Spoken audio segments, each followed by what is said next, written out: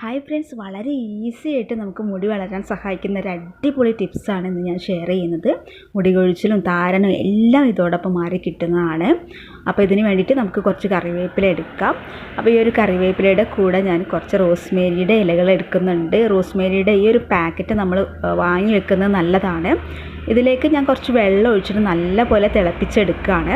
അപ്പോൾ റോസ്മേരിയുടെ വാട്ടറും അതുപോലെ ഹെയർ ഓയിലൊക്കെ എങ്ങനെയാണ് തയ്യാറാക്കേണ്ടത് എന്നുള്ളത് ഞാൻ മുൻപ് വീഡിയോ ചെയ്തിട്ടുണ്ട്. അതിൻ്റെ ലിങ്കുകൾ ഞാനിവിടെ ഡിസ്ക്രിപ്ഷനിൽ കൊടുക്കാം.